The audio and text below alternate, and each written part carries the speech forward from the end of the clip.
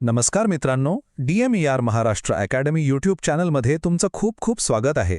आज आपण एका खूप महत्त्वाच्या विषयावर बोलणार आहोत. राष्ट्रीय आरोग्य अभियान अमरावती अंतर्गत स्टाफ नर्स पदाची जी अंतिम निकाल यादी लागली आहे, त्याचं आपण आज सविस्तर विश्लेषण करणार आहोत. ही माहिती विशेषतः जे भविष्यात अर्ज करणार आहेत त्यांच्यासाठी खूपच निर्णायक ठरू शकते. चला तर मग वेळ न घालवता सुरुवात करूया. बघा, आपल्या स्क्रीनवर जे डॉक्युमेंट दिसतंय ना, ती फक्त काही नावे आणि आकड्यांची यादी नाहीये. खरं तर हे कित्येक उमेदवारांच्या मेहनतीचं आणि त्यांच्या भविष्याचं प्रतिबिंब आहे. पण प्रश्न असा आहे की ह्या निकालाचा नेमका अर्थ काय लावायचा? निवड नक्की कशी झाली?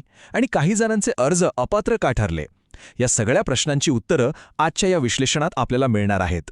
चला, सगळ्यात आधी हे समजून घेऊया की उमेदवारांना जे फायनल मार्क्स मिळाले आहेत ते कोणत्याही एका परीक्षेवर अवलंबून नाहीत.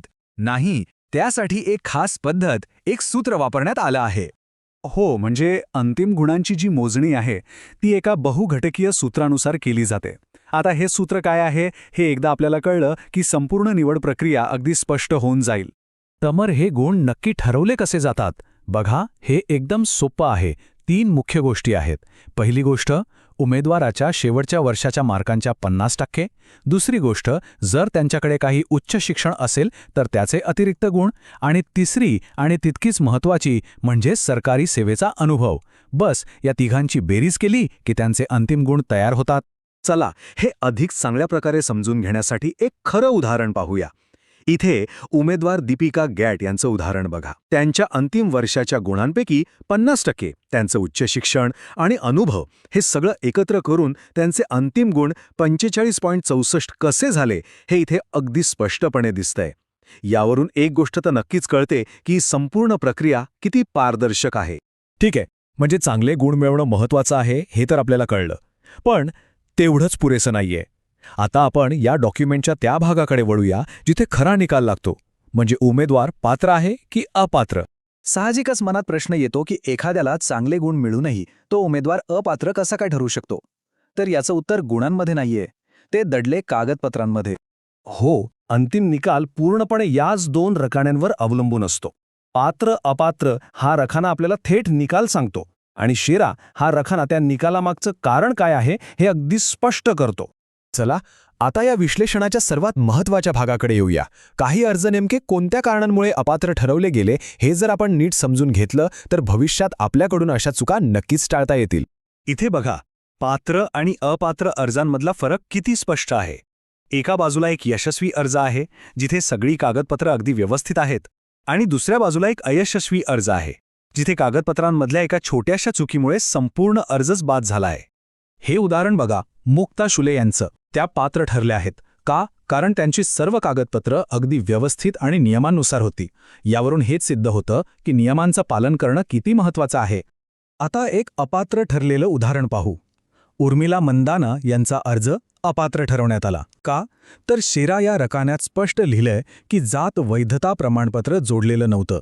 ही एक खूप सामान्य पण तितकीच गंभीर चूक आहे. आणखी एक उदाहरण आहे मयूर बोबडे यांचं.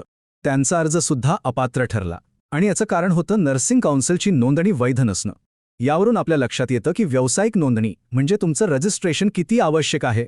ठीक आहे, तर आत्तापर्यंत आपण निकाल कसा लागलाय हे पाहिलं, पण यातून आपण पुढे काय शिकू शकतो? म्हणजे भविष्यात अर्ज करताना काय काळजी घ्यायला हवी?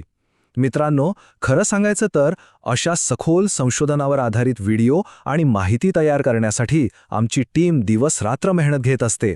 जर तुम्हाला आमचं हे काम उपयुक्त, अर्थपूर्ण आणि मूल्यवान वाटत असेल तर या UPI QR कोडद्वारे मनापासून छोटीशी मदत करून तुम्ही आमच्या या प्रवासात सहभागी होऊ शकता. तुमची छोटीशी मदत आम्हाला असं काम पुढे चालू ठेवण्यासाठी खूप प्रोत्साहन देते. बरं, चला आता पाहूया की भविष्यातील अर्जदारांसाठी यातून काय महत्त्वाचे धडे घेता येतील. अपयशाची कारणं शोधायला कुठे लांब जायची गरज नाहीये. ती निकालाच्या शेरा ह्या रकान्यात अगदी स्पष्टपणे लिहिलेली आहेत. खरं तर हा रकानाच आपल्याला सांगतो की काय टाळायला हवं. ह्या चुकांमधून शिकून भविष्यातील अर्जदार आपली तयारी अधिक चांगल्या प्रकारे करू शकतात. तर मग ह्या संपूर्ण विश्लेषणातून आपण काय शिकलो? चला, एक छोटीशी चेकलिस्टच बनवूया. 1. कागदपत्रांवर स्वतःची सही करणं विसरू नका. 2. जात प्रमाणपत्र आणि नर्सिंग नोंदणीची वैधता पुन्हा पुन्हा तपासा. 3. सर्व कागदपत्र सुस्पष्ट आहेत याची खात्री करा. आणि 4. सगळ्या कागदपत्रांवर तुमचं नाव सारखं आहे का हे तपासणं अत्यंत आवश्यक आहे. आणि हे अगदी खरं आहे. या संपूर्ण प्रक्रियेत ज्या गोष्टी आपल्याला लहान वाटतात त्याच खूप महत्त्वाच्या ठरतात. एक छोटीशी चूक किंवा एक दुर्लक्षित केलेला तपशील आपल्या संपूर्ण मेहनतीवर पाणी फिरू शकतो. त्यामुळे प्रत्येक लहान सहान गोष्टीकडे लक्ष देणं खूप गरजेचं आहे. आणि जाता जाता एक विचार करण्यासारखा प्रश्न तुमच्यासाठी सोडून जातोय. विचार करा, आजच्या या डिजिटल युगात जिथे सगळं काही ऑनलाईन आहे, तिथे कागदपत्रांमधल्या या सामान्य चुका टाळण्यासाठी आणखी काय करता येईल? कोणत्या नवीन पद्धती वापरता येतील यावर नक्कीच विचार करा. आणि हो, जर तुम्हाला DMER बद्दल अशीच आणखी सविस्तर माहिती हवी असेल तर हा व्हिडिओ नक्की बघा. आणि सर्वात महत्त्वाचं म्हणजे DMER महाराष्ट्र अकॅडमीला सबस्क्राईब करायला अजिबात विसरू नका. धन्यवाद.